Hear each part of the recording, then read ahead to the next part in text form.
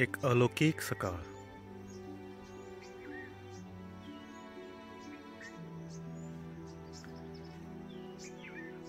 सूर्याचा प्रकाश येत आहे. आसपास फुलांची झाडं आहेत. मोहर आलेला आहे आणि एक अप्रतिम सुगंध येत आहे. मनाला मधोश करणारी सुगंध.